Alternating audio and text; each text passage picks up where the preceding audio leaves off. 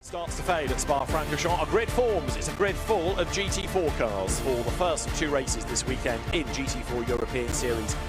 Powered by RAFA Racing Club, and a busy grid qualified earlier on the wet but drying circuit. Now, thankfully, it is dry. But, of course, this race, it's starting slightly behind schedule anyway, around about 20 past 9 when we get going. It is going to be a race that goes into the darkness. So, real change for the teams compared to what they had earlier on. David Addison and Joe Osborne on trackside. Grid is forming up. On that grid is Cineulagam, and she has found Benjamin Lariche, who is one of the drivers of Audi number 3, a potential winner of this first race of the weekend. Championship leader in the silver class, Benjamin Lariche, together with Robert Consani, starting a bit far on the starting grid from P7 in the silver class. What can you expect from that first race? Yeah, I'm thinking about the season of the McLaren last year. It's important to score good points. Even we are not on the podium, it's not a problem. We just have to score good points, maybe top 4, top 5. Thanks a lot, Benjamin. Have a good race. Well, he is certainly one of the front runners in the championship on Benjamin Lariche. A long way back on the grid, but he's had 2 wins this year. There's his co-driver, Robert Consani, who will take over for the second stint and then start tomorrow's race.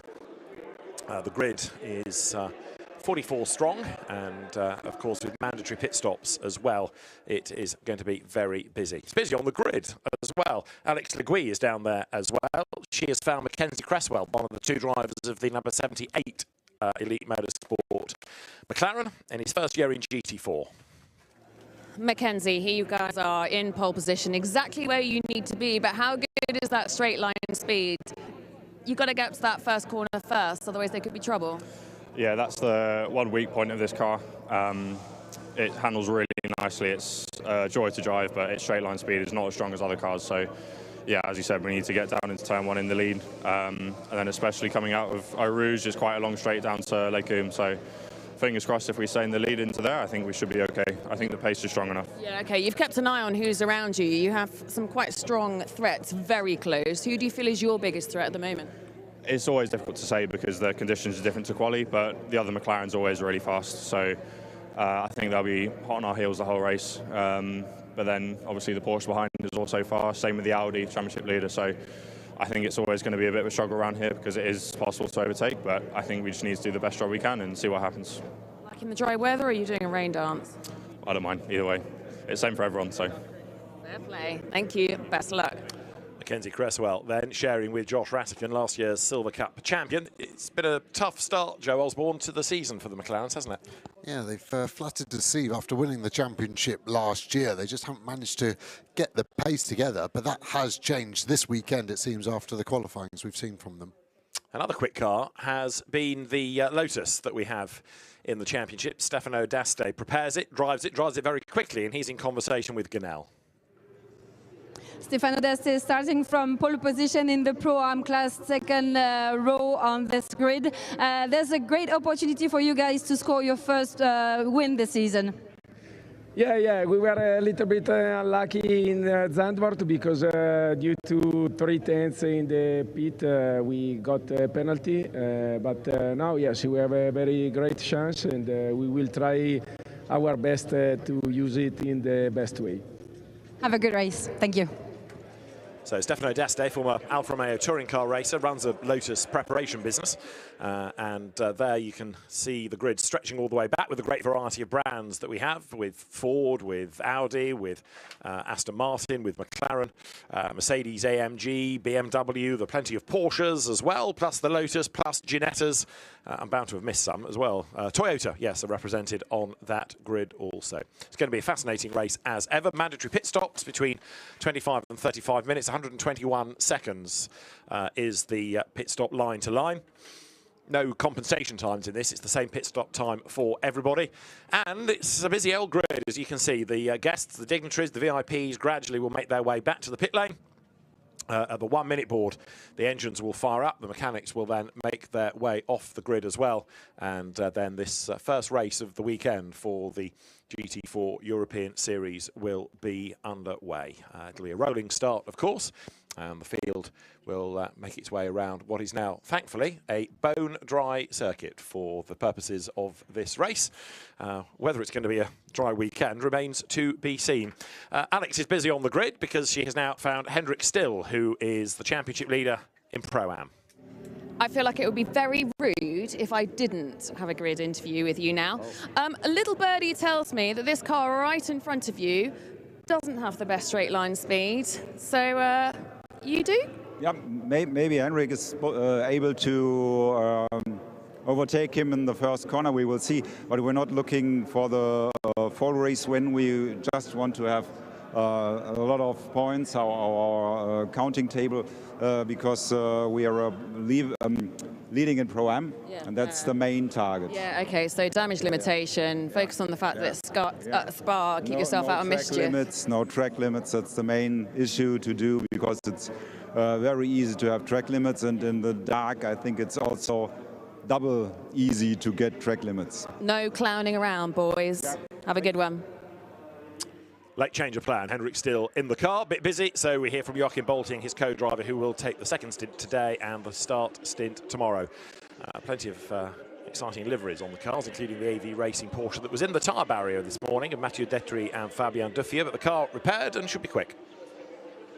Yeah, it was just Mathieu with a simple mistake. He said he dropped a wheel on the white line, and the car made it to the barrier, but not too much damage. And we saw the sister car doing a similar thing there at Podium, but completely different conditions. Actually quite warm out there. Look at all the heat haze flooding off the cars. Still got an ambient temperature of 21.5 degrees, track temp 24.2, and the humidity has dropped slightly, 78. And what a beautiful evening to go motor racing. Doesn't quite look real, does it? Looks like a racing game simulation with that sun flare over the hill.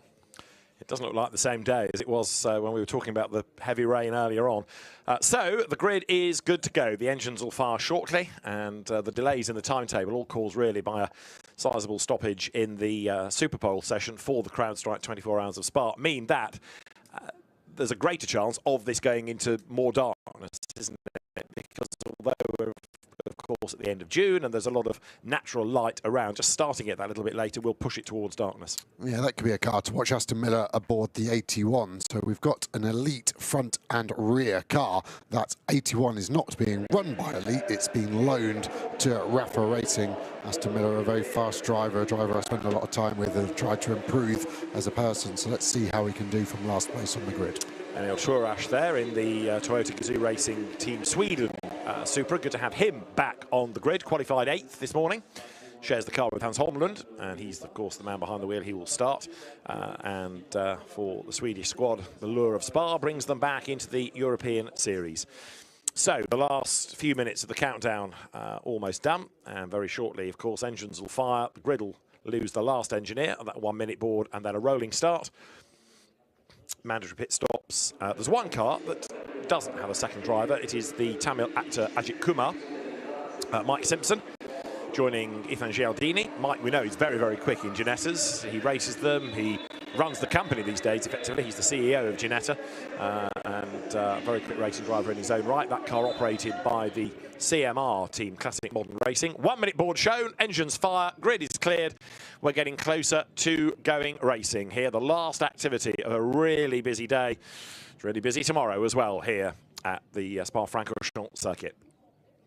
So doors close, slave batteries taken off the grid, and looking down from the drone, you can see the Mercedes, BMW, Porsches stretching further up the grid.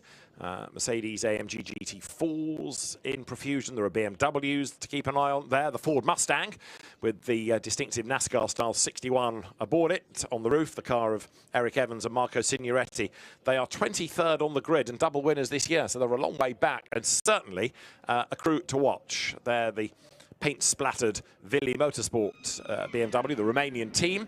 15-second board, so very shortly the lead car, as it will be, pace car effectively, will blast away, and then on instruction, race cars will be marshalled away from the grid as well. Hendrik Still's Porsche there, the blue-fronted, orange-backed car, sets off. The Lotus of Stefano D'Este alongside. Green flag as you can see, being vigorously waved, and the cars turn their way through La Source. Scene of plenty of drama during the course of today, and the field then drops downhill, speed building, temperatures dropping, but a chance to get some warmth into the tyres here. Yeah, and that's the name of the game, no tyre ovens. Only the GT3 cars out of any of the categories here this weekend that get tyre ovens, so they've really got to work these tyres in cooling evening conditions here at Spa. So it is on pole position, a McLaren, indeed another McLaren alongside, run by two different teams. The front of the grid has Josh Rattigan on pole position for Elite Motorsport, and Charlie Hart for RAFA Racing Club starts second. Hendrik Stills Porsche third, and the Lotus of Stefano D'Aste is fourth, ahead of another of the Audis that we need to look for, Greg Gilbert's car, and Mathieu Dietrich, a winner in French GT already this season. He will start sixth. Seventh is Mike Simpson.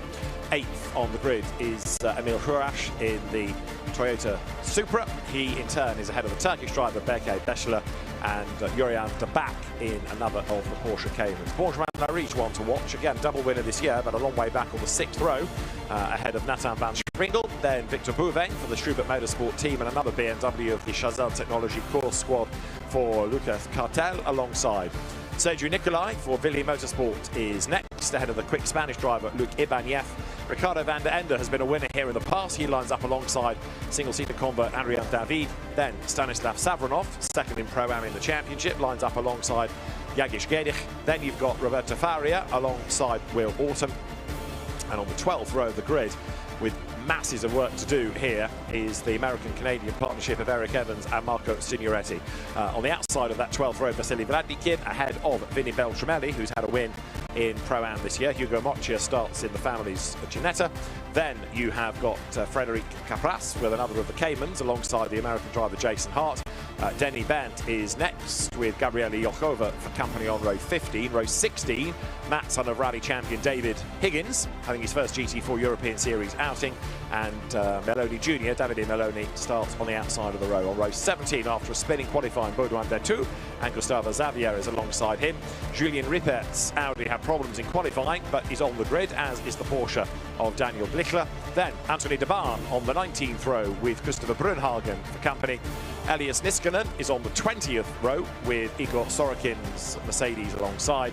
Stefan Nielsen will be on the inside of row 21. The outside of that row is Ajith Kumar, and then in the Seifert Audi, Bent Scheibler is next on the 22nd and back row, with Aston Miller brought in to replace Julius Dinnerson, who crashed the team's original car.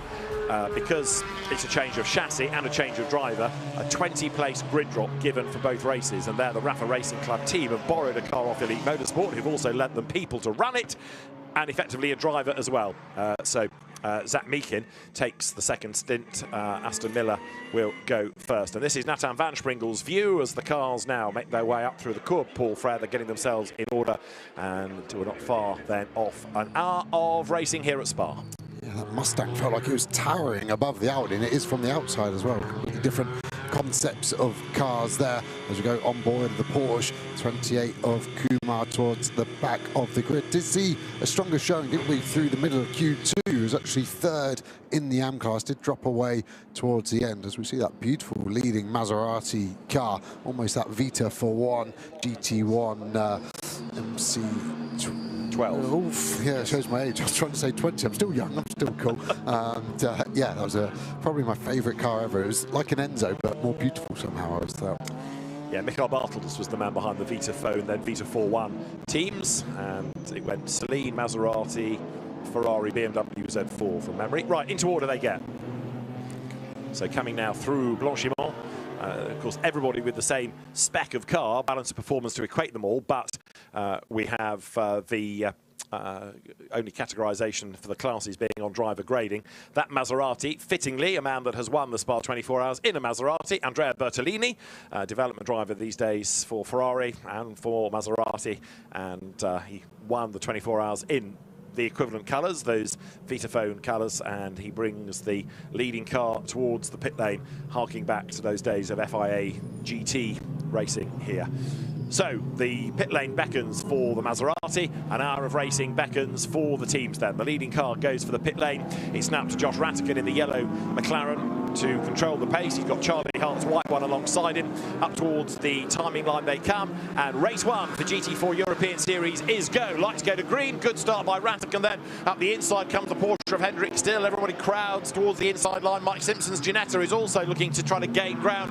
And then 3 abreast, almost 4 abreast in mid-pack. They come out of the hairpin. 1 or 2 get run out wide, and there's a McLaren in trouble. There's a damaged Mustang as well because Eric Evans has been turned around. There's bodywork in the gravel. He's been hit by a BMW. That's almost a repeat of an accident we had in the McLaren race early on.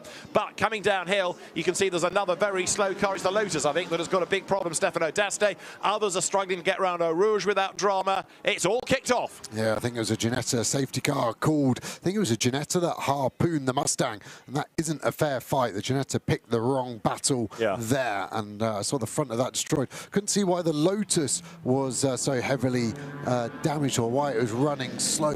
Still can't see anything obvious on that car. That BMW got caught up in the Mustang at turn 1, and they have to park up there, done for the day. A lot of damage, and there's the Ginetta in the background, carrying a huge amount of damage on the front end. Anthony DeBarn's BMW then is out of the race, and that's a car that's had great success this year with, what, 3 class wins in AM. The Ginetta, is that the Mojica car, or is that Mike Simpson's car? Mojica, yeah. Hugo Mojica. So that's done. Wow, steam-powered. Absolutely, yeah.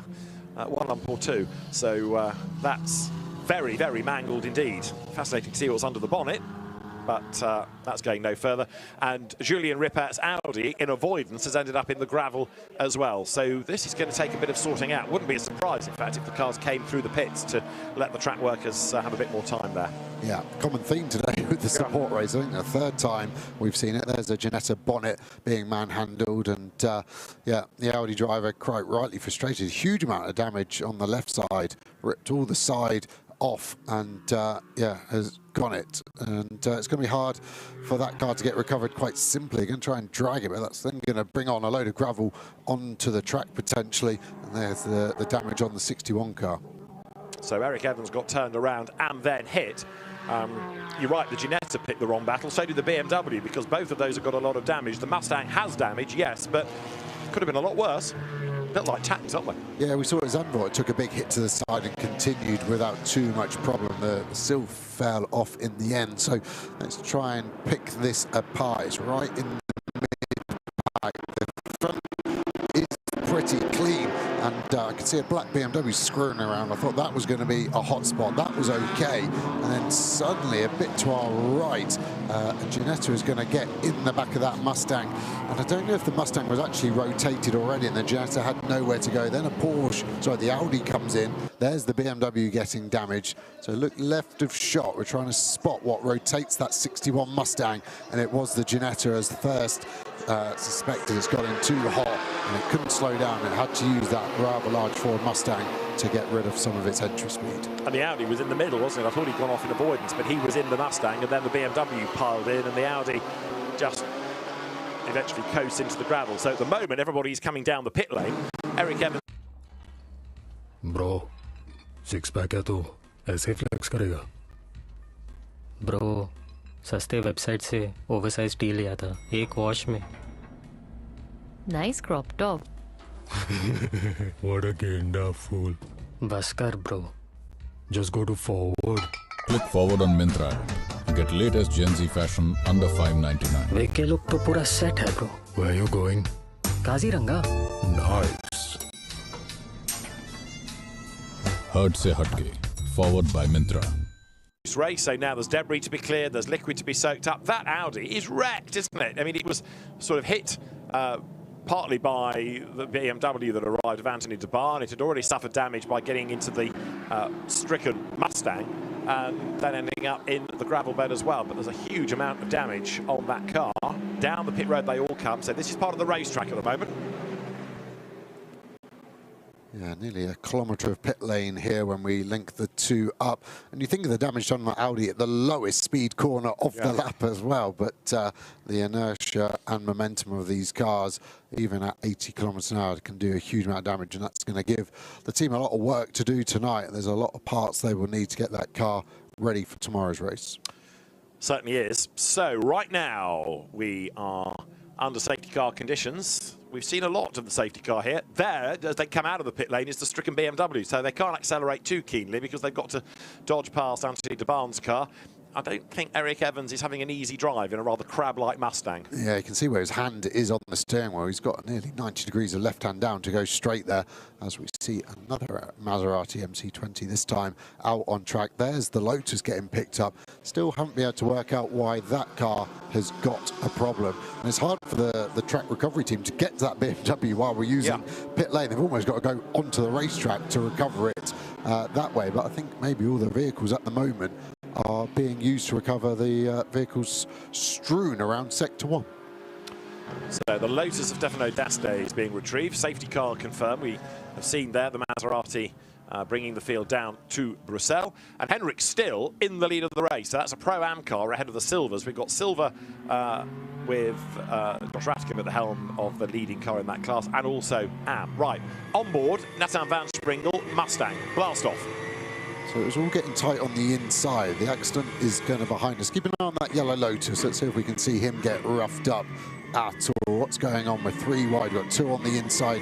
Checks up a bit there. You can see a bit of a swing in front of us. The Lotus now already going slow and had to bail to the left there. I'm going on board with Kumar. We'll see all of it kicking off in front of us. About 8 cars in front.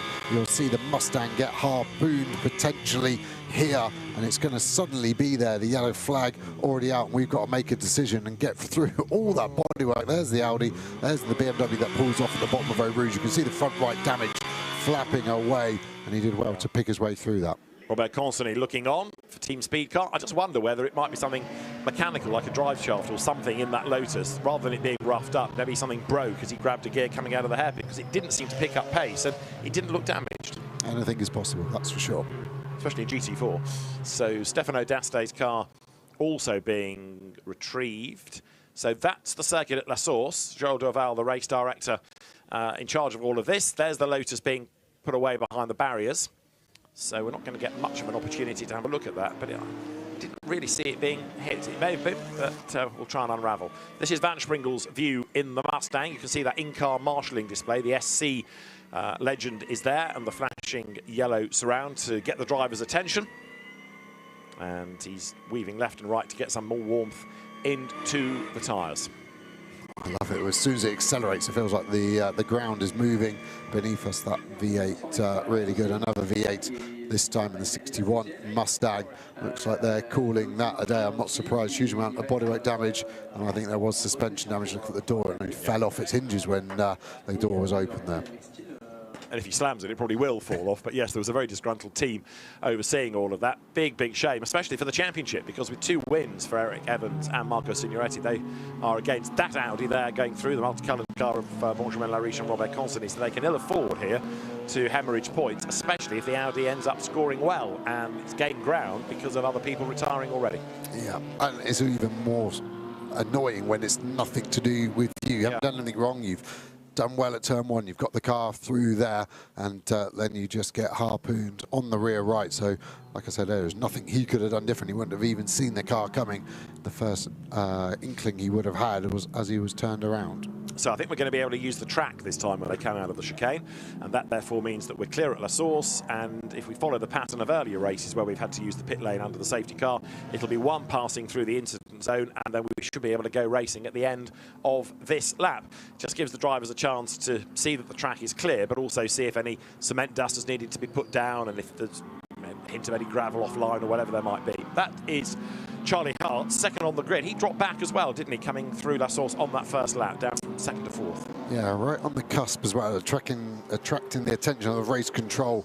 Their drivers are told to go over the grid boxes, and he wasn't quite right over them, so I think he'll just about get away with it. But if we get a replay of the start at some point, you'll see he wasn't quite over those grid boxes as the lights go green, so that will be right on the attention of race control, I think. Let's have a look at the Lotus this time. A replay package of the start coming up into the corner.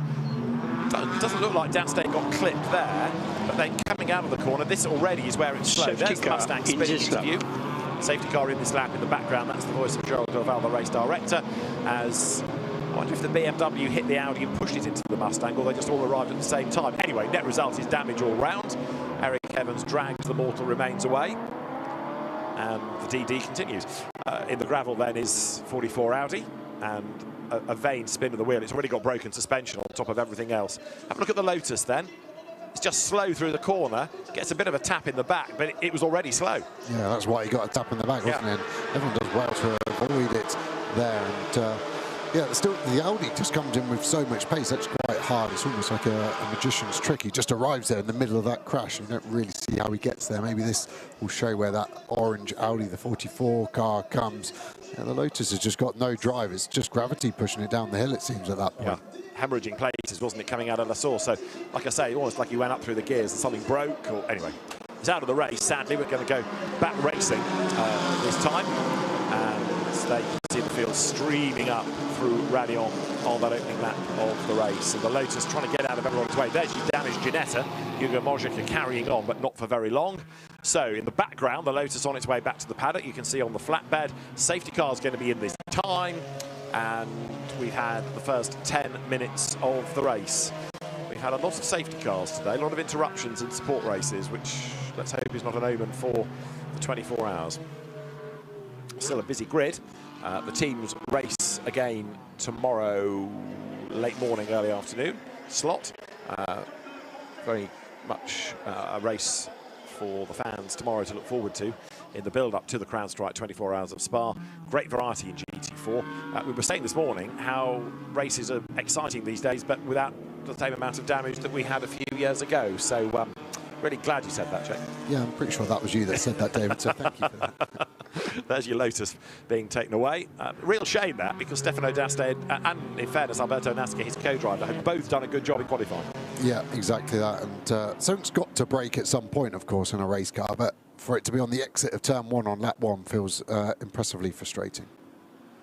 So now Hendrik Still starts to back them all up, ready for the resumption of the race. The number 32 Porsche leading outright, although that's not his battle. He wants to win the class, doesn't he? Yes, an outright win would be great, but it's Pro-Am points, the Pro-Am championship that he's after. Josh Rattigan is behind him, as you look there at Joachim Bolting in the turquoise overalls. Max Kronberg was the man standing next to him, another former co-driver of Hendrik Still. So here they come, and Still on the loud pedal. Into the chicane then, the clown on the side is going to keep on smiling if that car's in the lead. A big, big field still surviving all the rigours, although there's a bit of a nudge between Mike Simpson and then behind him Bekke Besler, the BMW tickling the tail of the Ginetta. We're back racing, green flag flies at Spa. Hendrik Still is the leader, Josh Rattigan is second, and Greg Gilbert weaving around to get the tyres up to temperature in the green Audi. He's third. Yeah, former Ginetta Junior Charlie Hart there really backed everyone up behind him, and that caught Mike Simpson out. I don't know if that was Mike Simpson being politically correct with a former customer, but he backed out of it, and that's what got him roughed up. We've all made it through turn 1 thus far. Battles raging all the way through to Eau Rouge. Some cars having to defend, trying to block off moves there. This BMW, the 12, is going to get a good run, I think, on the Audi. Different shaped cars, but that BMW's been very strong end of the straight. So Bekke Besler in the Borissan Automotive Motorsport BMW, trying to get past Benjamin Lariche. 7th and 8th they run, now 6th and 7th they run indeed as they break the beam at the sector. Going to Les Combes, no change for the position, so for the moment they're hanging on to it, and Bekke Besler goes up towards Les Combes now, heading down towards the right-hander of Bruxelles. It is Hendrik Still in the lead then, Josh Rattigan second, Greg Gilbert third. Big dive up the inside there. BMW number 310 of Sergio Nicolai goes through, and a big slide in the background there from Emil Chorash in the Toyota. The Supra sideways for a moment, but he survives the experience. Down the hill they drop as Bekke Besler has not managed to find a way past Benjamin Lariche. Lariche ahead of him now, and it was the other way around, I think, at the start of the lap. Yeah, that Toyota in the mid-pack, the Supra's got zero pace at the moment. The 310 BMW's gapped him. I think there was a bit of contact between the 20 BMW behind that Supra at turn 8 Brussels. As we've got a move there, the Mercedes trying to get down the inside of the Porsche. Toyota very wide there. That's kicking up a load of dust. That's going to have dirty tyres for a few corners, and it's got into the gravel trap in the background. Was that a problem, or was that a legacy of having dirty tyres? That's the car that's third in the championship in silver. So Hadrian David out of the race, and that's significant as far as the championship situation is concerned. So if they carry on like this, it's going to really play into the hands of Benjamin Lariche and Robert Constantini, because that's two rivals that have ended up with problems, and this could be another interruption to get that out of the way. There's a lot of steam by the look of it coming out of the front, so it may well be mechanical, or he may have tapped the back of somebody, which has triggered the steam, which has triggered the off. Yeah, that could be there. Something flying off the front of the Audi. Might have just been a bit of debris. Yellow flag in sector 2, unsurprisingly. I wonder if he had a bit of front contact and he was dropping water onto his own tyres, and that's why he ran wide into the first part of Piff Paff and then couldn't make the left and the second part. Hard decision for race control here with what to do. The car's in a relatively safe place because it's very far off in quite an unused part of the gravel trap, but if one car can get there, another one can too. Meanwhile, there, going up the inside in Aston Martin number 5 is Roberto Faria. He was 18th as he came across the line, looking to get past Stanislav Safronov, diving into La Source. Hendrik still leads the way, but he's not getting away. He's only half a second to the good as the cars come past the endurance pits. There is Faria going through now in 18th place. Jagish Gedich, number 11, BMW behind him. Hendrik still leads Josh Rattigan, leads Greg Gilbert. Small gap back to Charlie Hart. Side by side for 5th. Mike Simpson hangs onto the pace then. Look, just keeping Benjamin Lariche at bay. But now, Benjamin is starting to piece together a real attack. Yeah, for sure. Faria really with a bit between his teeth. Looks like he's a man on the move. Full course yellow coming, Joe, sorry. That's right, yeah, 10 seconds. So the drivers will be warned of this over the radio, but also on that driver display. You can see the BMW glowing brake disc. It was on the brakes that hard. All cars to 80 kilometers an hour. And yeah, some damage there. And you can see the tyre marks. So it'd been wide at this part. That's why I saw it in the corner of my eye. And then when it's tried to turn left, the front axle has not agreed with that motion, and it's carried on a forward trajectory. Hadrian David then out of the car. Let us have another look as through the Piff Paff they come. If you look at the top of the screen, you'll see in a moment the Supra arriving. And off it has already gone through the gravel, gets as far as the barrier, job done. Yeah, still from this angle you can't see the damage, can you? So was it something going on before, or was it the dirty tyres have then not allowed him to turn? I don't think it's my latter analogy. I think it's got to be a formal one, but I don't know where he would have picked the damage up coming into Piff Paff. So Hadrian David's day is done. That deprives Jan Duran of the chance to get into the car, and another interruption then. Full course yellow this time. So the race director hoping that car can be moved quickly. The new generation of Pirelli tyre seems to turn back on quicker than an old, and therefore we're seeing far more uses of full course yellows back to green than the necessity to go to a safety car to get things back up to speed and temperature as we used to. Of course, before that vehicle drives backwards and hoiks the Toyota, they need all the race cars to go by, but the rope is already connected, and so Adrian David put back in the car ready to steer it as required. A full course yellow legend now on that in-car marshalling display for Nathan van Springel.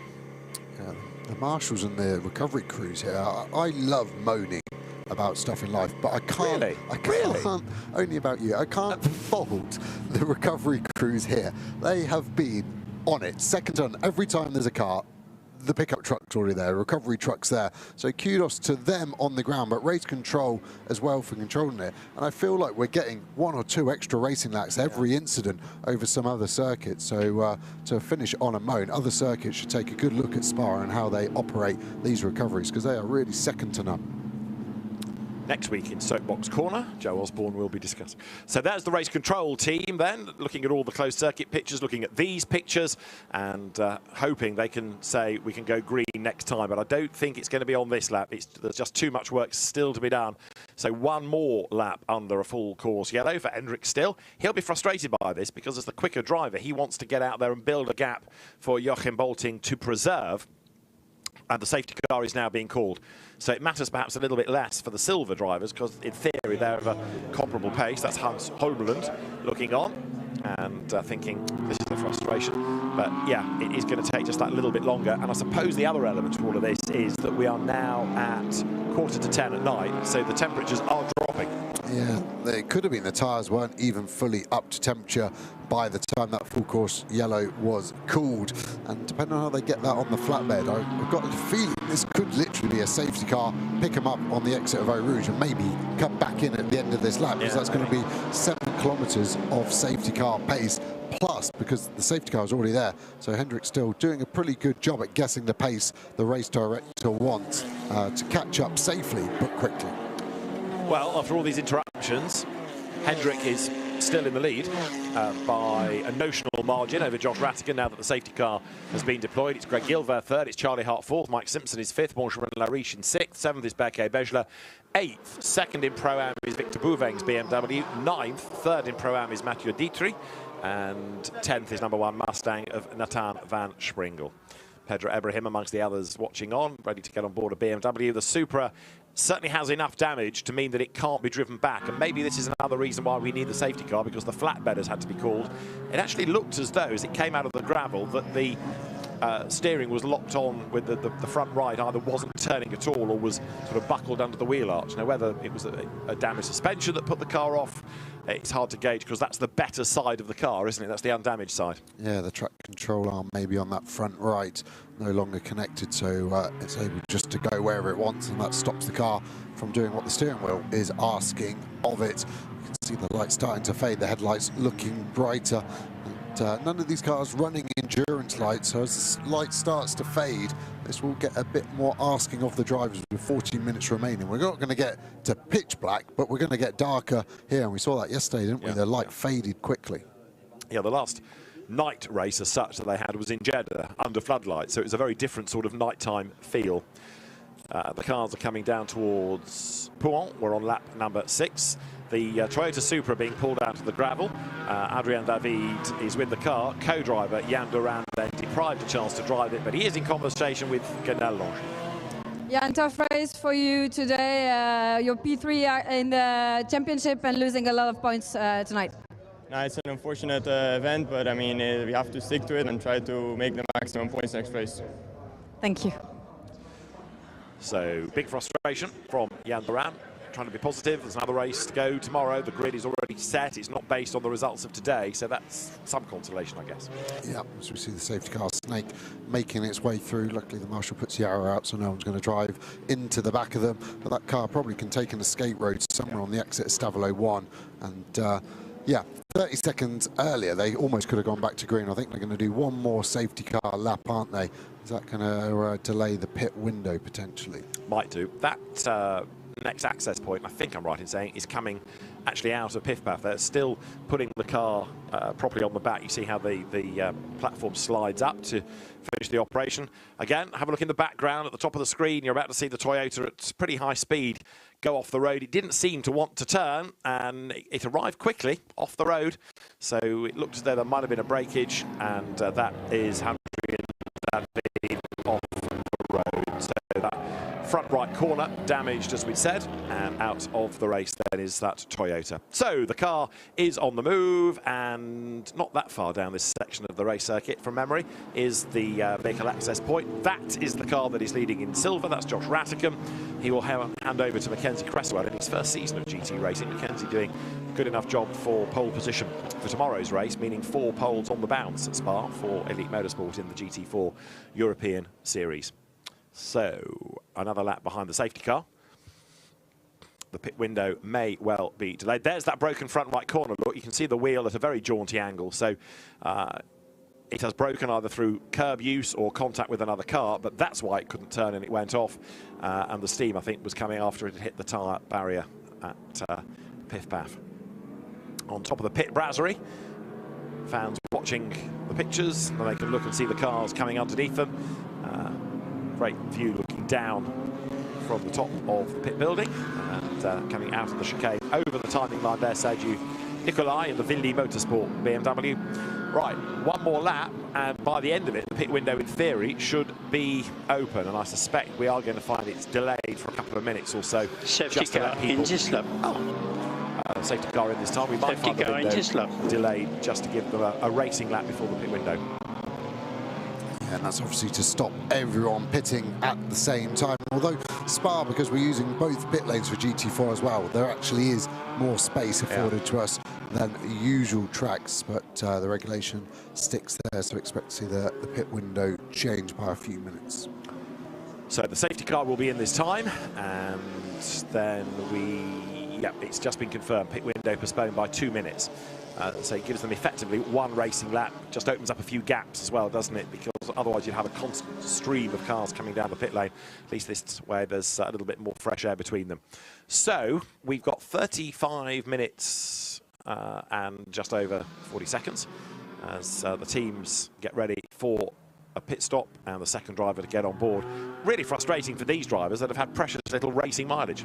Yeah, is it 2 flying laps potentially? Yeah. And that's been bitty to say the least. Just looking at the classes, obviously you've got the blue coloured on the timing bar on the right there, the silver cars are probably going to win overall in a safety car race like this. The green are the Pro-Am and the red are the Am-Am. Just looking at the gap that Hendrick still has, he's leading overall, and his next Pro-Am contender is down in 8th position, so he's got a good gap over moving there, and then Matri Duty there just behind. So yeah, it's not been the best stint for Still because of the safety car, but it could have been worse. He's still handing over a good gap to his teammate. Daniel Blichler is in 32nd place as the leading Am. Christopher Brunhagen 33rd, and 35th is Igor Sorokin. From 44th on the grid up to 34th, Aston Miller in the replacement McLaren number 81. That's Cindy Goudet, who will take over from Gabriela Yelkova.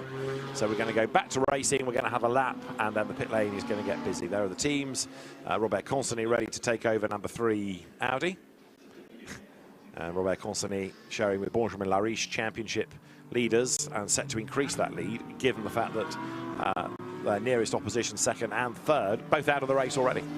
Yeah, dream start for them really, and they haven't had to do anything for it apart from drive around and avoid a bit of trouble, but nothing's really been asked of them yet. I think they had the pace over the Mike Simpson Ginetta before we went to this full course yellow safety car period, but Hendrick still had a pretty good restart last time by. Yeah. It's actually quite a spaced out field. That's Ajith Kumar, isn't it, at the back of the field. He's a long way off this. If Still goes early, they may not all catch up. Yeah, Ajith Kumar 38th. 38 of them have survived so far, as the safety car then feeds through Blanchimont. It will go for the pit lane this time, and you can see how much further back Hendrick still has dropped, so that when he accelerates, he's got totally clear road ahead of him. What he wants to do is try and get away and build a little bit more of a gap, try and outfox Josh Rattigan, but also he wants to make sure he gets away from his class rivals. So we're almost ready to go racing once more. Safety car is in. This will be the end of lap number 7, and 33 minutes are still on the clock. We're back racing. Hendrick still, Josh Rattigan, Greg Gilbert, the 3 leaders. Porsche, McLaren, Audi, down towards La Source they go. And Josh Rattigan heads to the middle of the road, more really to try to fend off the Audi. I think they'll have a go for the race lead. But we're back racing, and now as the light fades and the headlights take up more of an impact, side by side at La Source, Porsche versus BMW, contact avoided. So far so good. Coming out of La Source, plunge downhill. This is lap 8. Yeah, you can see they've lost a position, haven't they, the Elite Motorsport car. That Audi has got the job done out of La Source, so it's had great drive there. You can see Charlie Hart flashing the headlights in the white McLaren behind the Elite car as they fire down the Kemmel Straight. Yeah, that wasn't really in the game plan, was it, for Josh Rattigan? And now he has got, as you say, Charlie Hart's white McLaren, the RAFA Racing Club entry there on the outside, breathing all over him. So Charlie Hart all fired up. Josh Rattigan just not getting a great restart. And to lose one place is bad enough, but to be on your toes now, having to defend from another, really bad news. Then Mike Simpson next up. So the Ginetta next in that queue as they come down towards Bruxelles. Next up it's Lariche there in the Audi. Behind him in number 12 is Berke Bejler. They were battling earlier on, they're still squabbling, and behind the pair of them you've got Victor Bouveng trying to get his BMW up the order as well. So there's a lot to shake out really before they dive for the pit lane. Yeah, Charlie Hart's made a mistake. He's dropped off massively from the back of Rattigan. Look at the gap that's grown there. That's now put Mike Simpson on the front foot. He's all over the back of the McLaren. So interesting to see who will pit when. Obviously the Pro-Am cars want to leave their pros in as late as possible. The silver cars that have got an even driver pairing but maybe stuck in traffic, potentially they will come in early to try and get some clear air. And it'll be interesting to see on this replay how the Audi gets past, because the exit looks fine at this point. Of course, we're picking up a slipstream now. The McLaren goes to the defence, and the Audi just simply powers past. That's the balance of performance. McLaren very quick in the corners, so it can't be quick in the straight as well. And the Audi just picks them off nice and easy. And the McLaren trying to get a toe up the hill, but that didn't work because, look, Greg Gilver has got away. Not only has he got away into the lead of the class, but he's going after the outright race leader and closing up as well. You see that the pit window is open. That's the race control message confirmation at the top of the screen as Hendrik Still, Pro-Am leader, hence the green background to his number, ahead of Greg Gilver, the silver leader. They come now into the chicane. Still, you can anticipate will stay out for as long as possible to give his co-driver a good chance. So far, very few bite for the pit lane, but Beke Bejler's blue BMW is the first one to bail. Yeah, it's going to get some nice clear air. First one to pit lane will be quiet on entry, but could get boxed in by cars around them. So fans getting a good view there. Mike Simpson on the defence there from the Audi behind of Lariche. And Hendrik still looks like he's just been caught by Gilver in the other speed car Audi as well. And it does look like Rattigan's coming back up to speed now and making it a three-car battle for the lead. Does indeed, then, with the margin at the start of the lap being 1.025 seconds covering the top three. With the fastest lap of the race having been done by Hendrik Still last time around, really the first proper racing lap. Now there, in the meantime, is the Beke Bejler BMW. Gabriele Piana will get in. He's one of 4 drivers in this entry doing double duties, in other words, GT4 and GT3. So Gabriele Piana, oh no, sorry, wrong car. Jagish Gaelic is out and Pedro Ebrahim is in, so they're both in the pit lane. That's the one that Gabriele Piana is in. You see Beke Bejler walking away. Right, here's another go at the sentence. One of 4 drivers doing double duties, Gabriele Piana. He's installed in the BMW. Of course, he disgraced himself yesterday when he crashed the Mercedes of Winwood Racing at Eau Rouge, but in a GT4 car, always a man to watch. So that drops down the order for now. The sister car in as well. Also Roberto Faria in, and Baudouin Detou is in to give way to Clement Zeiler. Although you were wrong, you were right, weren't you? Because Ibrahim is also one of the 4 drivers doing GT3. That's what you meant. That is a save, yes. Yeah. Yes. Yeah. Right, so that's one of them. And that's Piana on his way down the pit lane. So Gabriele Piana will race BMW GT4, Mercedes AMG GT3. Meanwhile, for the lead of the Silver Cup, it has started to get close again. Josh Rattigan right on the back of Greg Gilver. Beke Bejler being congratulated by his team on a good first stint to keep the car in contention then. The Turkish Borusan Automotive squad. Charlie Hart's dropped back again, look, from Josh Rattigan. So look at that gap that's opened up 3rd to 4th. But then in turn, Hart's got a big gap over Lariche. So Benjamin Lariche is 5th, and that means that he's got himself ahead of Mike Simpson. So the Audi is now nipped ahead of the Ginetta. Here's the silver lead battle. Josh Rattigan all over the back of Greg Gilver, and he has a look to the inside line into the bus stop. No, you don't, says Gilver, but Rattigan keeps on coming, trying to force a mistake out of Gilver, who for so many seasons has been a Pro-Am runner. Now he's back with a quick co-driver in silver and hunting for outright wins. Hendrik Still from Pro-Am leads the way. More go for the pit lane. The next one in, as Hendrik Still does another best lap of the race, is Charlie Hart, who will give way in that white McLaren to Callum Davis. Yeah, the car's really transformed over these laps under green. Tyre pressures coming up, so we're seeing difference as a lot of cars come into pit lane now. There is a minimum pit stop time, so from pit in to pit out, the cars have to be there for 122 seconds.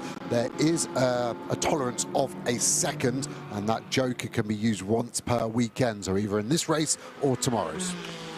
Hendrik Still accelerates then up towards Les Cons. There into the pit lane has come number 16. That's the Matt Higgins, now Pierre Livingstone Mercedes. So Matt, who is the son of David Higgins, British rally driver, but very successful with many American titles to his name. Pierre Livingstone, historic Formula Ford champion, gets on board the car. First time they've raced together in GT4 European Series, so a real step into the unknown for both. New track, new car, new team, new sharing the car, so an awful lot going on. Meanwhile, more limbering up goes on, ready to jump on board with 27 minutes on the clock. Number 17 BMW there is the car that Ricardo van der Ende shares with Benjamin Lessen. And at the start of the lap, that car was in 8th place. Yeah, we've got the Porsche 259 pit speed under investigation as well, so we'll keep an eye on that. At the moment, everyone's pit stop time that has boxes being okay, roughly half of them using their joker, so they're going under that 122, keeping it within a second, but at the moment all okay. It's 121 because there was a bulletin subsequently over the weekend that just shaved a little bit off it, but you're right, they've still got that 1 second tolerance, but you can only use that in one of the 2 races, can't you? Yes, so you kind of use it as an undercut. If you're close with a car, that's when you use it. You don't just use it for the sake of it. You're going to save it to try and gain position.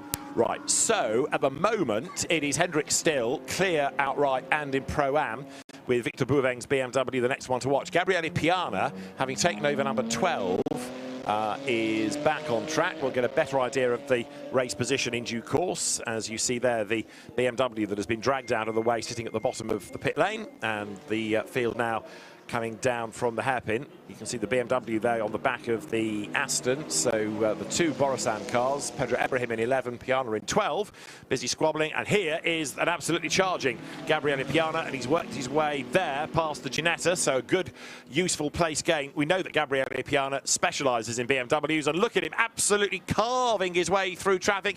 And that look puts him ahead of Callum Davis. So look how many places he's gained since he's jumped on board the car. Yeah, massive undercut there. He's really got it up to speed, and that shows the speed difference. Cars leaving pit lane versus already on track. But Piana has pumped some laps in there and has taken 2 places. I think we're going to see that car potentially 3rd place, maybe even higher, after everyone has completed their pit stops. And all cars but Gilbert and Bouveng pitting. It's tight if they're going to get towards the end of this. Of course, the window was delayed by 2 minutes, so it's made the pit window smaller. It didn't extend it all the way through, so they're going to have to really push to get in at the end of this lap. So more driver changes go on, and virtually now the rest of the field are in the pit lane, either coming in or going out. So our timing screen is lit up in red. That signifies the car is in the pit lane. So there, this is the top pits linking to the endurance pits at NM Racing. Another stop, the 88 Mercedes this time. Number 1 will now have Michael Haverantz at the wheel of it. The Mustang good to go back out.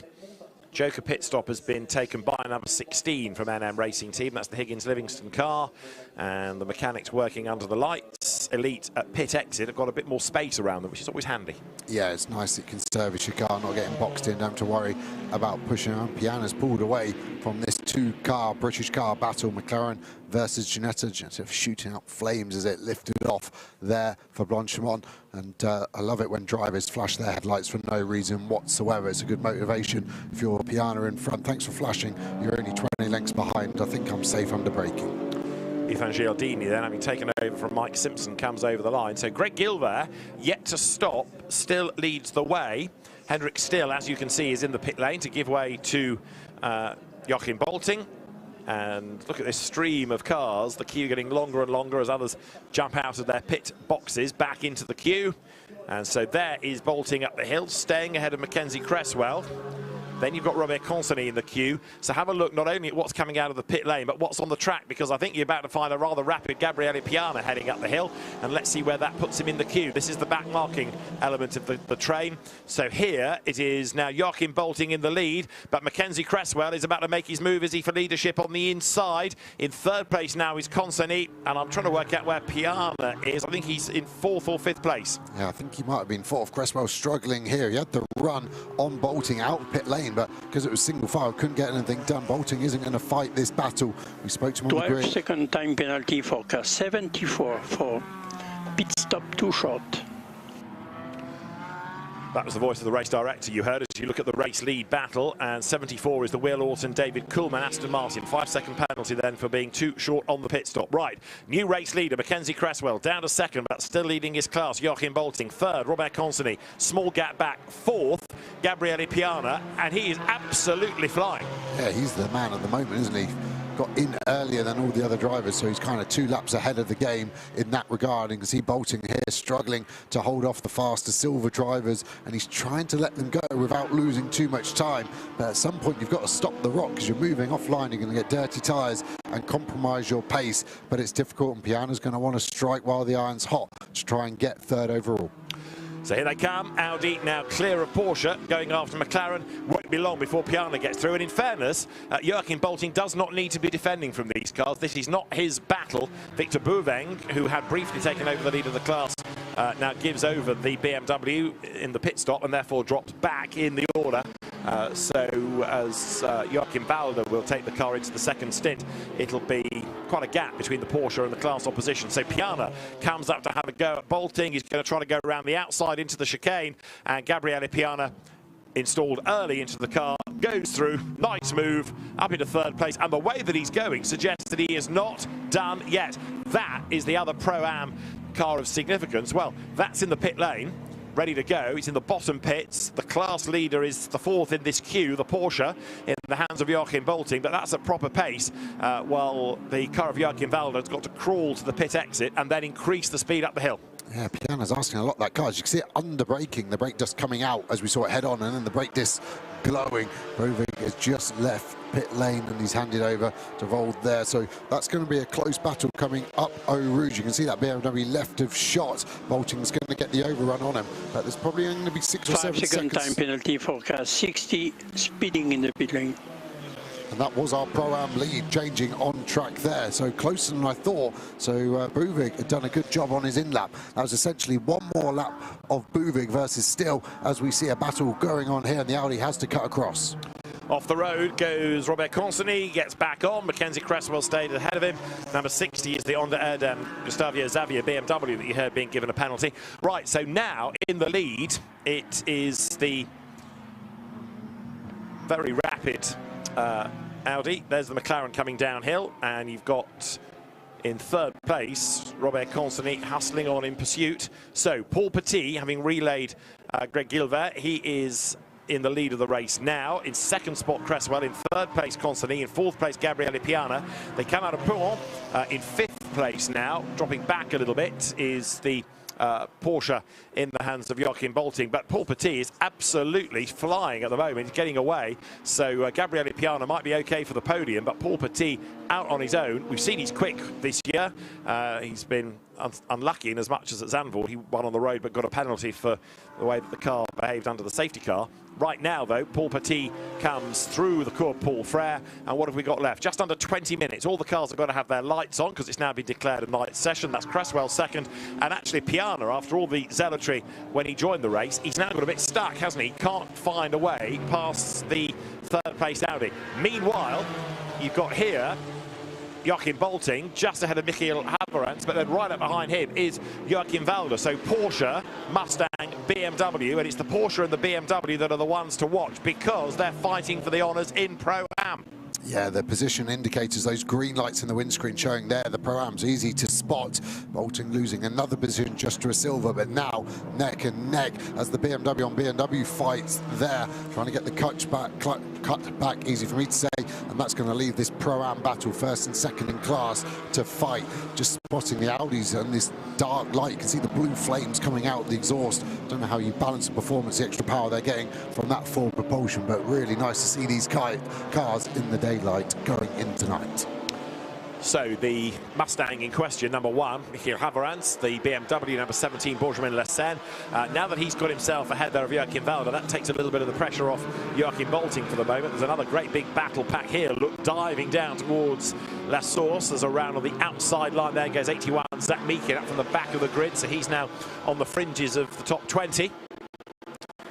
Downhill he drops. So there, look, Zach Meekin onto the tail now of number 16 of Pierre Livingstone. 25th place they're arguing over as they drop down towards Eau Rouge. Livingstone doing a good job here, upholding Mercedes AMG Honor. 259 Porsche, a little bit further back in the queue. That's the car of Bas Visser, as here they come nose to tail up towards Les Combes. Huge slide at the top of the Eau Rouge there for the Porsche. I think he might have got a bit of help from behind. I think it might have been a BMW. Did well to hold it, but that was a scary snap of oversteer right at the top of Eau Rouge. Race leaders are down at Pouhon, though, and it's still Paul Petit. He was 2.6 seconds clear when they came across the line. 17.5 minutes are still on the clock, and another big effort is made there, but around the outside to gain the place this time. Zach Meekin does it, gets away with it as well as the cars came out of Les Combes. So Meekin really is charging. The elite McLarens have struggled this year, and they're almost being crowded. Look towards the grass. Number 11 BMW fighting through the traffic here. This is Pedro Ibrahim being totally uncompromising, and one of the cars in strife was the Mercedes of Papadopoulos. The other, I think, was David Kuhlmann's Aston Martin. Somehow major drama averted, but Pedro Ibrahim leaving nothing on the table. Yeah, he knows he's got to get on the move because Piana's done such a good job in the sister car to haul the car up there. So the pace is in that BMW. You've just got to have the track to be able to do it. As you now see that elite McLaren still neck and neck with the Audi. We saw them side by side into Lecom a few laps back. The Audi deciding to give the position back. Runs wide out of Blanchemont. That will be a track limit warning. It's like a repeat of last year, isn't it, where the championship was elite versus speed car. Into the chicane they come. So this is for second in the race. It's for second in silver. And Mackenzie Cresswell versus Robert Consonny now as the cars come over the line. Remember, Mackenzie Cresswell is in his first year of GT4 racing, moving from GB3 single-seaters. And there, on the lights, in fourth place, Gabriele Piana trying to distract Robert Consonny as they come up towards La Source, but Consonny doesn't fall for it. The McLaren has no straight line performance. When we saw the Audi just out-drag it in the first part of this race, so that could be an option if the Audi can stay close enough through La Source and then into Eau Rouge. You can see him having to brake. He's got that much extra straight line speed, and the blue flame still flicking out of that Audi every time he lifts off the throttle. Some of the unburnt fuel just going through the exhaust system, but hasn't stuck close enough through Eau Rouge. Interestingly, maybe the Audi just doesn't have the high downforce grip of the McLaren. Here they come up towards Lecom. The lead gap, 2.1 seconds. Last time around, Cresswell about half a second quicker than Paul Petit. So is this because he's being spurred on by the speed car Audi behind? It wasn't a personal best lap for Cresswell, nor was it for Petit. But the gap, as I say, is down by half a second. And now this race has a totally different feel, doesn't it? There is something magical. We'll say it no doubt during the 24 hours. But there is something magical about racing at night. Yeah, it just closes everything up, and everything feels louder as well. It's just the air getting denser as it cools off. But yeah, a real spectacle. We get to see so much more of these brake discs glowing. Don't see that in the daylight. Don't see the exhaust popping flames out of the back. Suddenly the headlights seem to pick up different parts of the tracks and different contours that you don't see. Here's the Pro-Am battle for first place. There is the Porsche now in the hands of Joachim Bolting.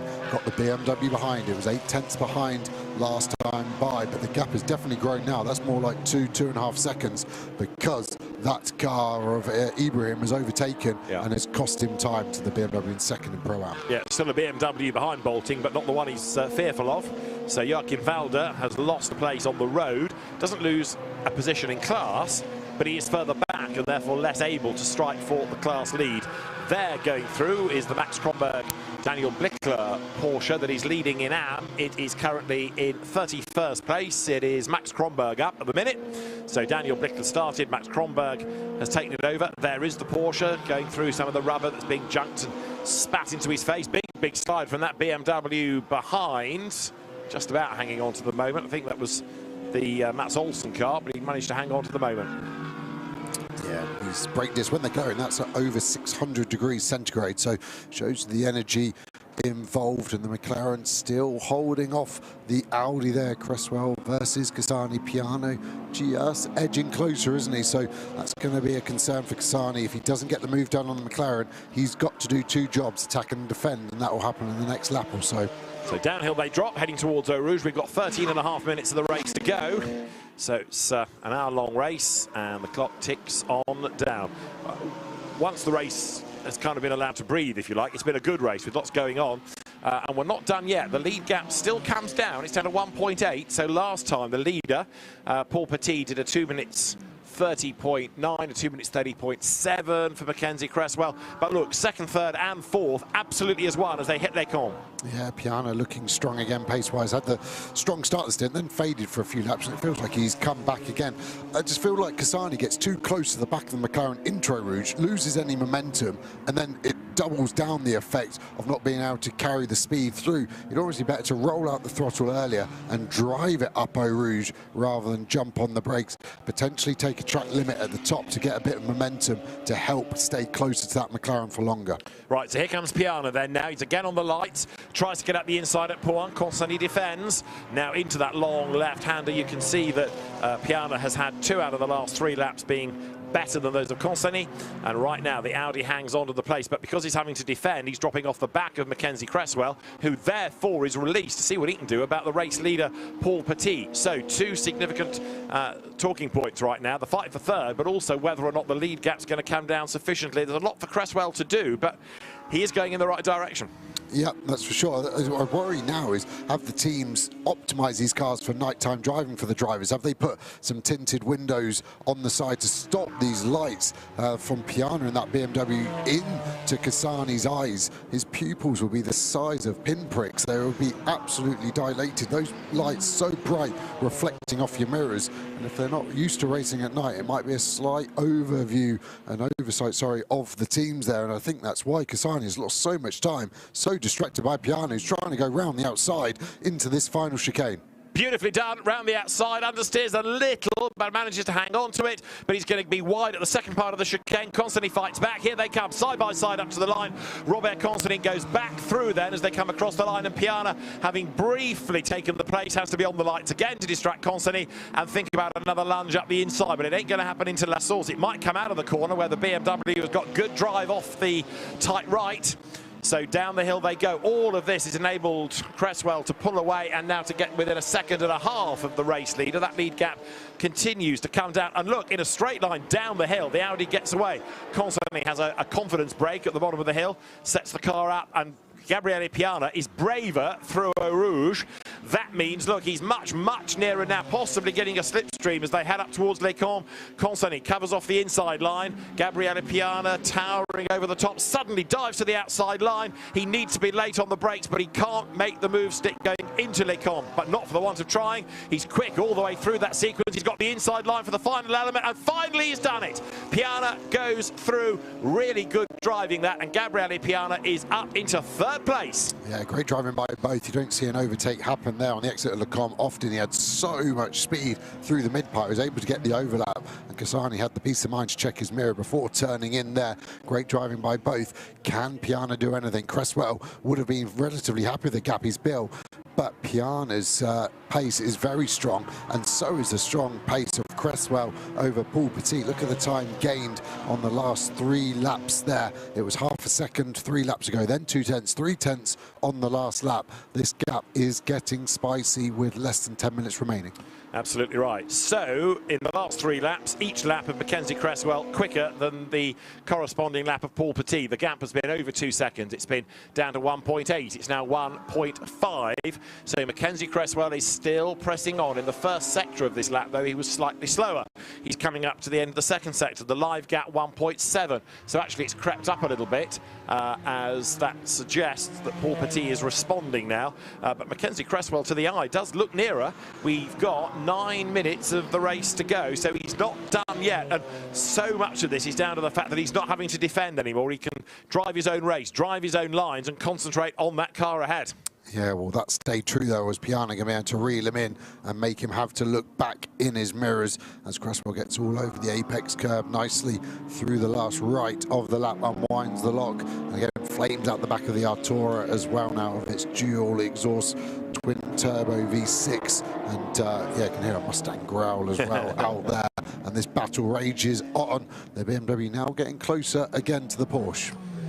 With 8 3/4 minutes and counting still to go. Round the outside there, look, goes 74 deep into the chicane, and instead of gaining a place, in danger of losing another one, but he just gets the drag coming out the other side. So David Kuhlmann hanging on to the place then as they come across the line. Paul Petit is your leader outright and in silver. There is the leader of Pro-Am, Joachim Bolting, now has dropped back into 10th place, but still crucially ahead of Joachim Walder, who is not really being able to bring down that gap enough. And then you've got Max Kronberg in number 30 Porsche, who is the leader of the AM element of the race, in 29th place. Down past the endurance pits they go, flick through Eau Rouge, climb the other side of the hill, past the big grandstand that towers over the racetrack, and then you keep on climbing all the way the other side of Les Combes. We've now got just under 8 minutes to go.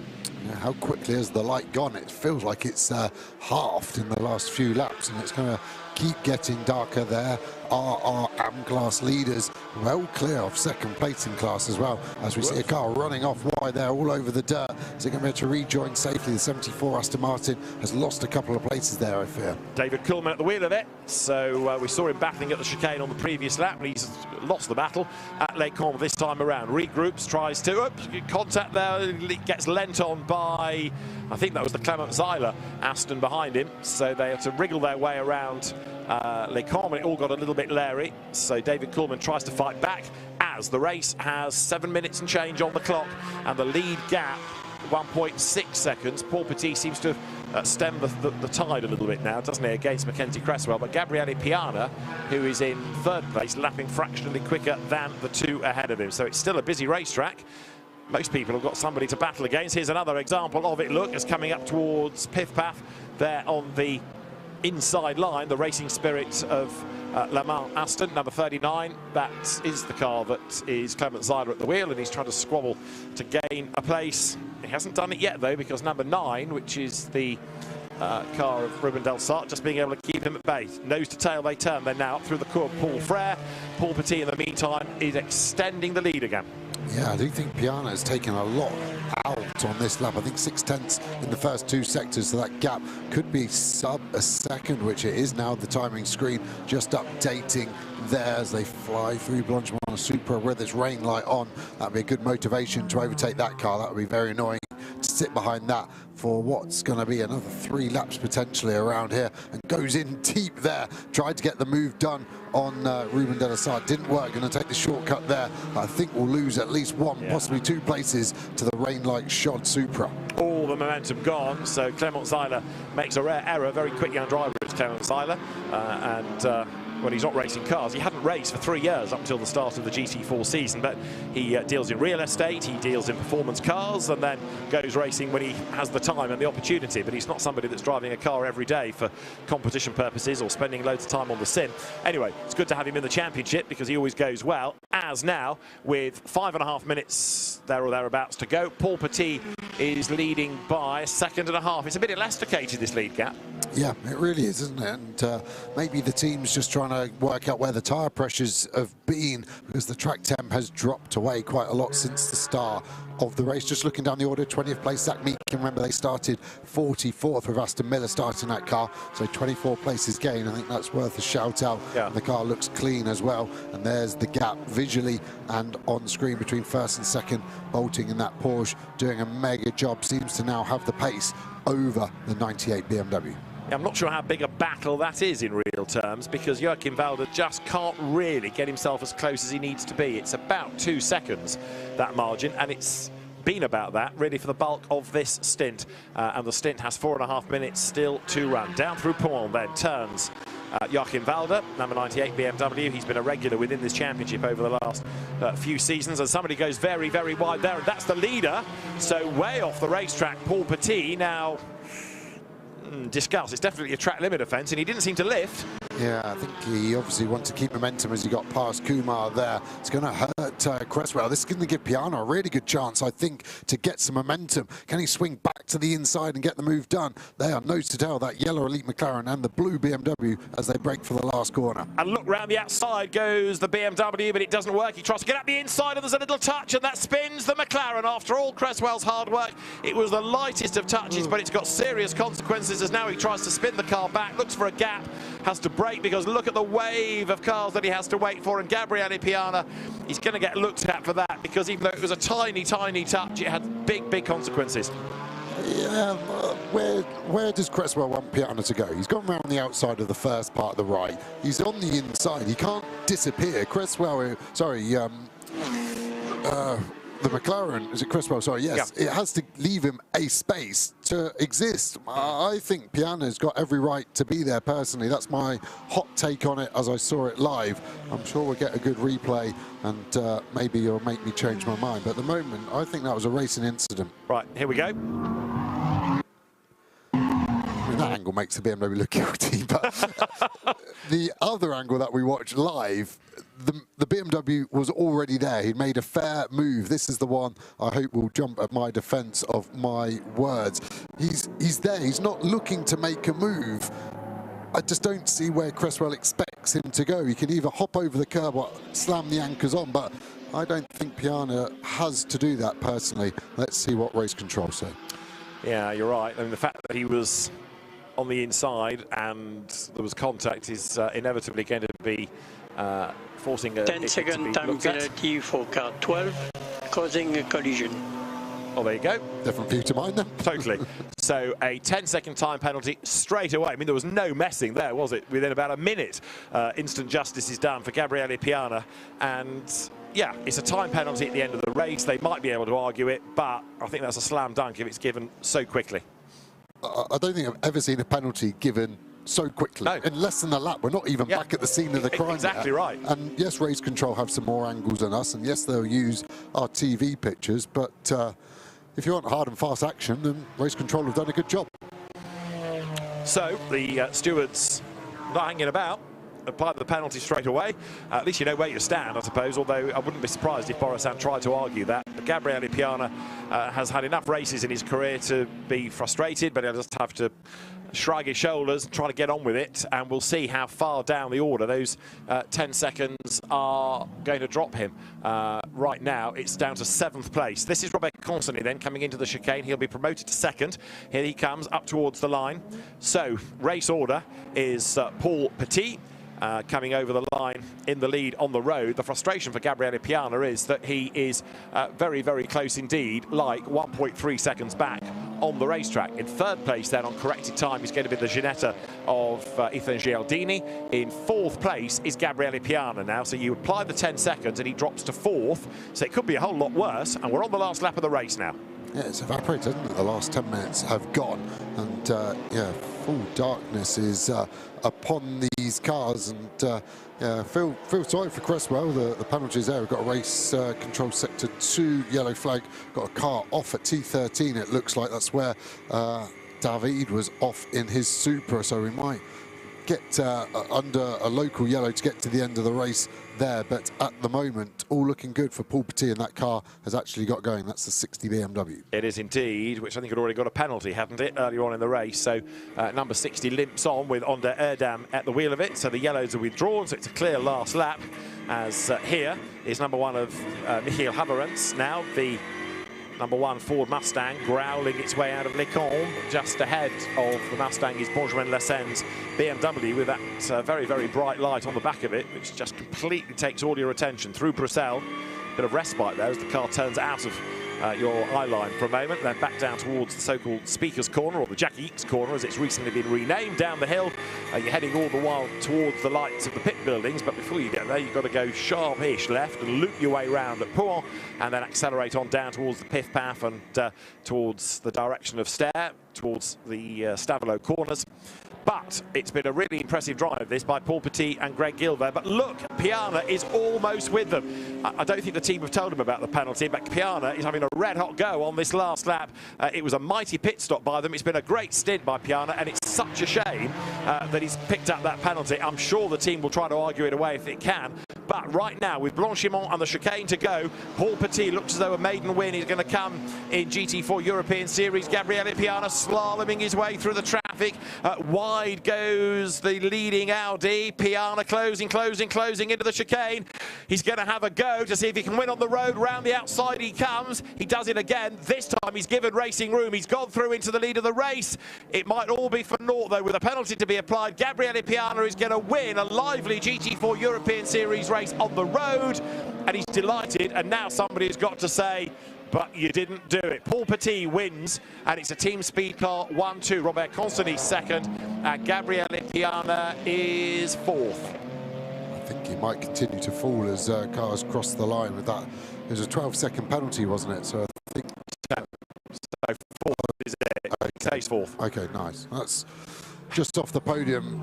They will definitely go and argue that if the YouTube live comments are to anything to go on it is a split decision, who was at fault there between the BMW and the McLaren.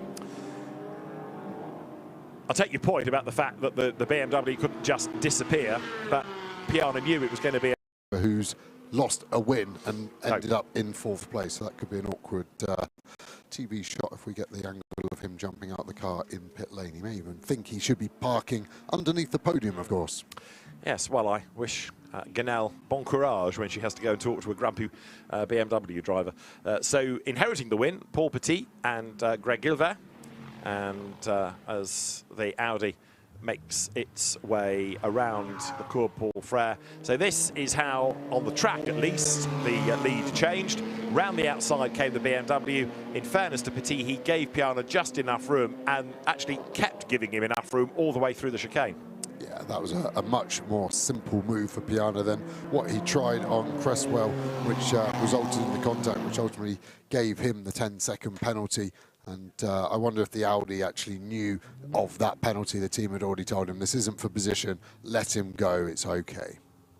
Yeah, certainly it would make sense, wouldn't it, for Team Speed Car to say that car has a penalty. It's been on the timing screen, so they would have known about it and give that information to Paul Petit.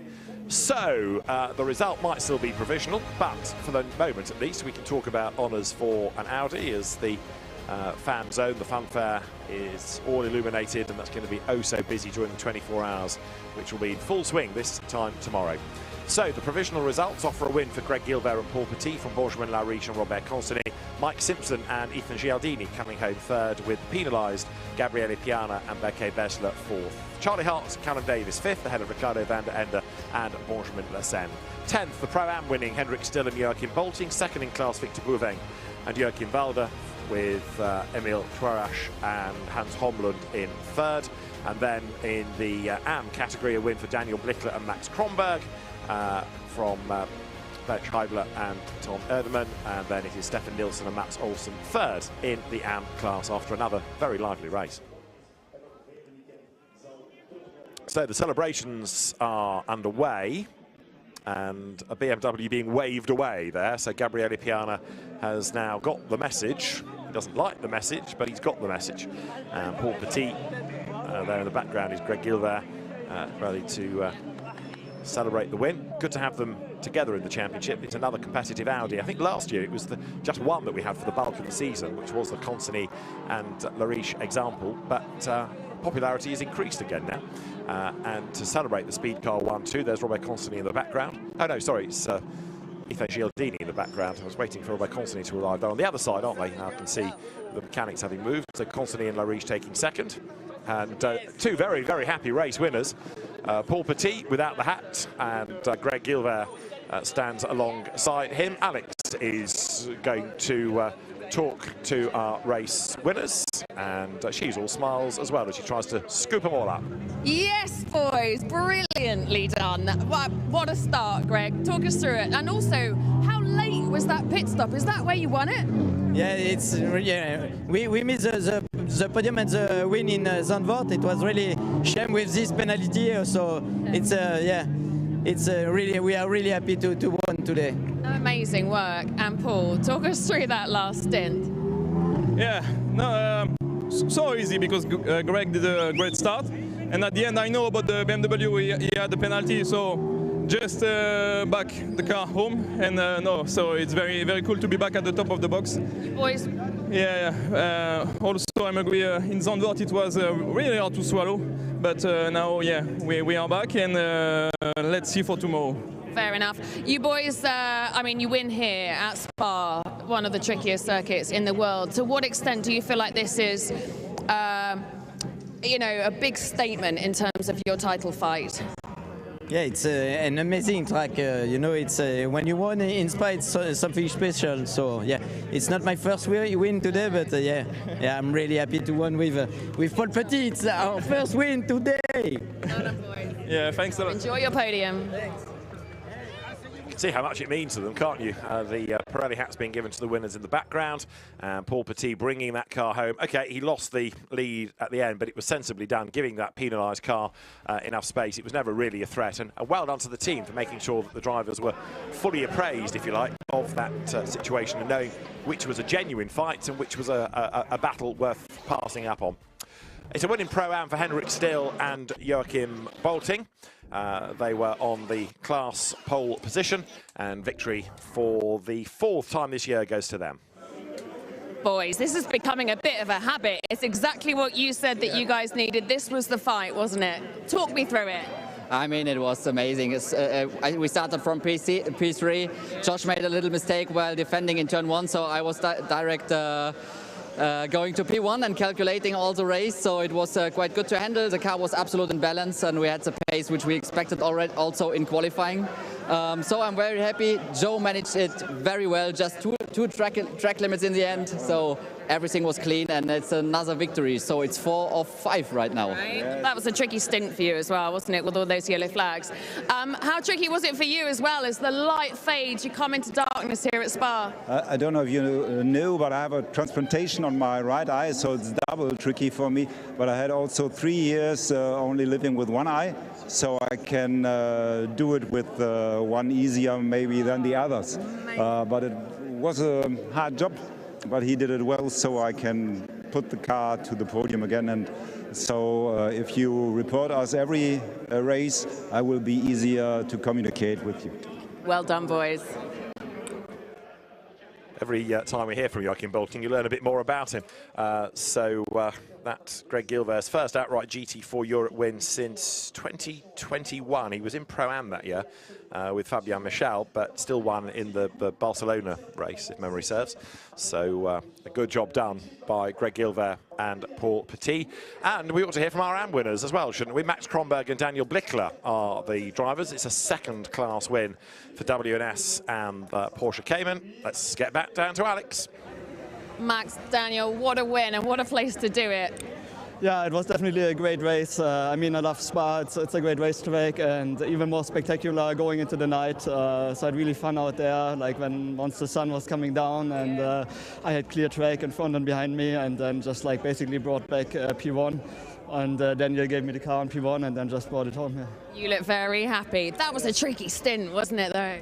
Yeah, definitely. I was really lucky to, in the beginning at the start, to go around all that mess. Yeah. So, and after that, I mean, we didn't really have the flow with all these safety cars and everything.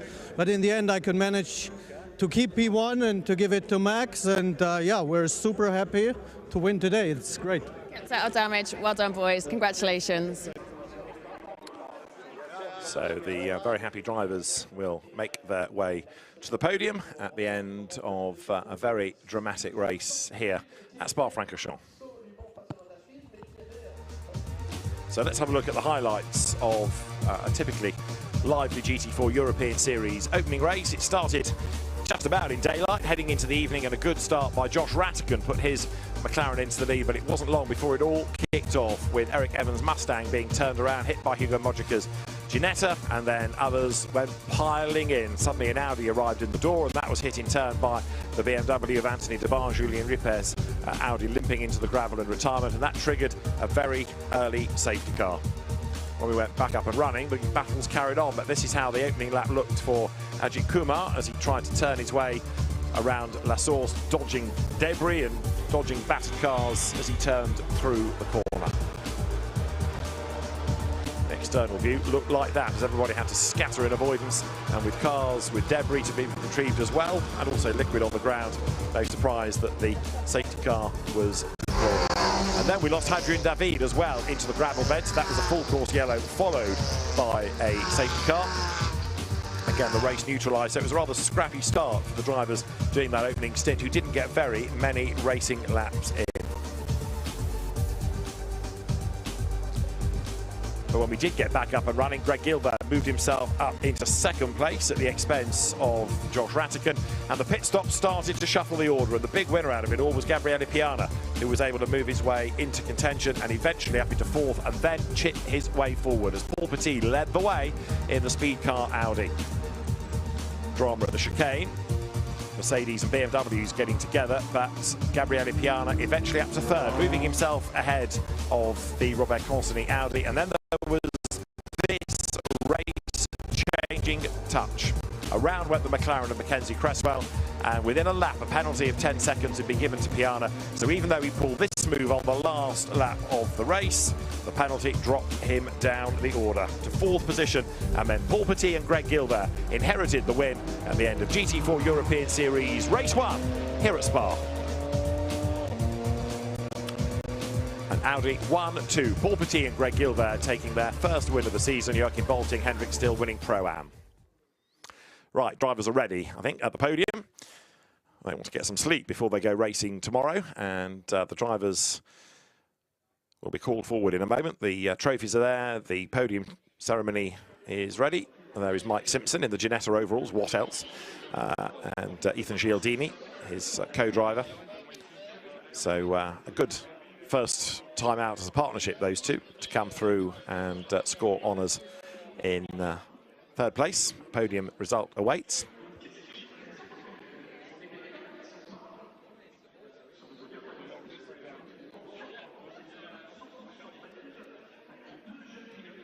Right, we await the drivers to be brought forward. Photographers into place. Got Michael Haverantz there, one of the rookie drivers. Nathan van Springel as well near the podium. Paul Petit is there. Hopefully Greg Gilver is somewhere. So apologies for the delay, but can't be far off getting the drivers onto the podium.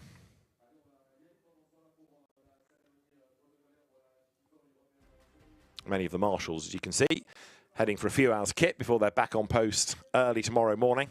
The second GT4 race of the weekend tomorrow, with a grid based on the second of the qualifying sessions, is going to be underway late morning. As there, onto the podium come Mike Simpson and Ethan Gialdini for third place, Benjamin Lariche and Robert Consani for second place, part of that Team Speed Car 1-2. But a very happy Greg Gilver, first outright win since 2021. Paul Petit, his co-driver, with him. They get to the top step of the podium. Different liveries, but all out of the same stable. Team Speed Car takes a 1-2 at Spa. Greg Gilver and Paul Petit on the top step of the podium.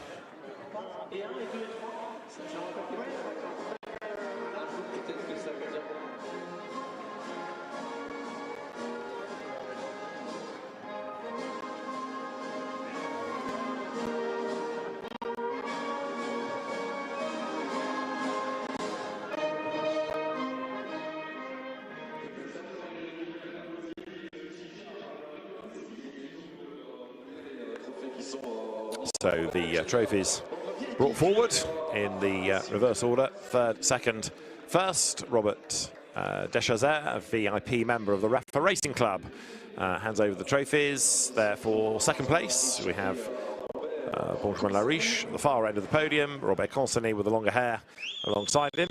And then there will be trophies for the winning team and the winning drivers. We've also got the best rookies, Nathan van Springel, Michael Haverantz, onto the podium as well. They appear to have lost trophies for the winner. Where's the presenter for the winner's trophy gone to? Ah, there you are. So there's going to be a team award to Team Speed Car, and then winner's trophies to be presented as well. So Team Speed Car taking a third victory of the season. Two of them have gone the way of Consani and Lariche, and now first one to Petit and Gilbert. That's some intelligent driving at the end, knowing which battle to pick by Paul Petit. Yeah, good communication from the team to driver, and the driver taking it on board. Hard to spot which cars which at night as well, so very, very good job from Paul Petit there at the end. And you can see how much that means to the team, and also to Mike Simpson and Ethan Gialdini getting that Ginetta into third place, because Mike particularly was vigorous with the champagne. So lots of saturated people. Poor Robert Consani can't get the cork out of the bottle. Now he can, and makes up for lost time. Soaked Benjamin Lariche all down the back of his overalls. One can only assume they bring two pairs. But it's worth all that for the celebration and the result for Team Speed Car. So, good race for the Audi drivers, and it means that Lariche and Consani now are 31 points up over the non-scoring Signoretti and Evans in the championship. Yann Duran and Adrien David did not score either, and now Paul Petit and Greg Gilver are closer in fourth, ahead of Alex Papadopoulos and Luc Ibanez. Top six rounded out by Ricardo van der Ende and Benjamin Lessen. Gabriele Piana, Beke Bechler next, Mackenzie Cresswell and Josh Rattigan 8th in the points from Yagish Gadic and Pedro Ibrahim, and then Ethan Gialdini scoring today, and Mike Simpson getting his first of the season because it's his first race of the season. Really good though to see a variety of cars all up there mixing it. In the end, Mackenzie Cresswell, after being tagged into that spin, came home 8th. Could have been a lot worse, couldn't it? Yeah, it really could have, and it was hard for him to rejoin, wasn't it? Because he tried to turn left and realised he was going to headbutt the wall, so had to go a full circle right and wait for a few cars where he could feed into, but Yeah, the elite team will feel that's a result that's gone missing after starting that race on pole position, of course. We had a few more replays. Are you still siding with Gabriele Piana? Do you think he was hard done by? Doesn't let me allow my change my decision, I'm afraid. So Gabriele Piana might well buy you a drink if you're on his side. You never know, because he might think you've got a character witness. Onto the podium then now come the Pro-Am teams. That's Joachim Walder with Victor Bouveng. The third-placed crew are already there. Hans Homland and Emil Hurash. And our category winners, Hendrik Still and Joachim Bolting, are about to make their way up the steps as well, onto the podium. And their fourth win out of 5 races, a mighty result for the German team.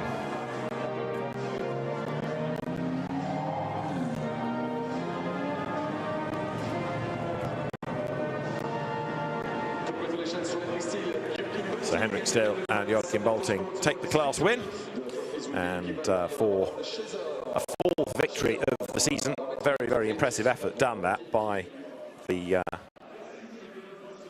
WNS Motorsport team that have been running these Porsche Caymans now for a number of seasons. They know all the tricks in the trade. They know exactly how to get the best out of them, and a job well done once more this weekend.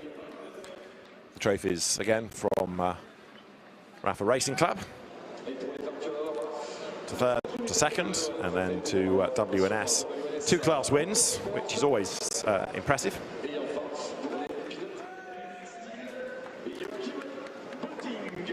The trophies for Hendrik Still, for Joachim Bolting, and not only have they had a great start to the season, but Joachim Bolting just gets faster and faster and faster, so there are, in theory, more wins to come. Yeah, and I think if they get lucky in a race where there isn't a safety car full course yellow, and Still is able to get at it, or as a safety car after a race 2 where the AM starts and Still has a mega stint, they've got a chance of, I think, an overall win at some point this season to go. Yeah, I mean, because you kind of forget how good Hendrik Still is, because we only ever really see him in Pro-Am.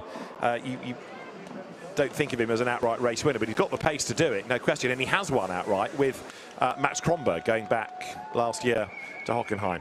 So, a delighted Hendrik Still. It's a shame he's not in the Silver Cup car, but maybe next year. But Joachim Bolting also getting faster and faster every time we see him, and the Pro-Am drivers then on the podium celebrating their result here. And again, good battle amongst the different brands. But what an advantage in the championship now for Hendrik Still and Joachim Bolting. Joachim Walder and Victor Bouveng 2nd, from Stanislav Safronov and Alexander Weintraub. Mathieu Dietrich and Fabien Defieux 4th. And a real shame that we lost the Lotus early on, because that car had shown good pace in qualifying. Yeah, it really had. The positive is there is a race tomorrow, so the car has another chance tomorrow. The teams will work late into the night to make sure these cars are in pristine condition for that race. So Hendrik Still, Joachim Bolting are category leaders, and with an advantage now that is, what, 49 points. That's going to take some eating into, isn't it? But some good racing again we've had in Pro-Am. And our final podium is for the AMs, and already on it are the drivers of the Schubert BMW, Stefan Nilsson and Mats Olsen. Now onto the podium come Bent Scheibler and Tobias Erdmann. And then the winners are Daniel Bickler and Max Kronberg, taking a 2nd win of the season.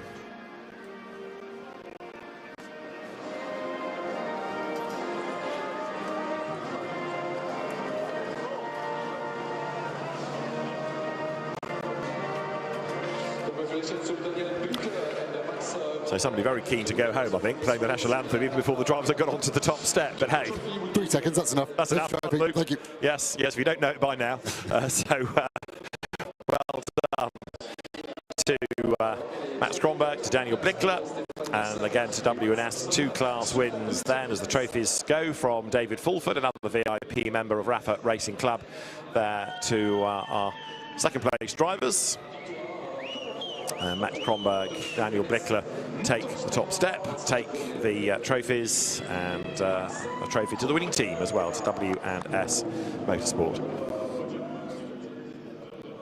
Max Kronberg came on a lot last year with the tutelage of Hendrik Still. Easy to see why, isn't it? Because he's doing exactly the same now for Joachim Bolting. So instructions from the photographers about huddling together sounded like Jacob Eberin. There's a distinctive voice from him.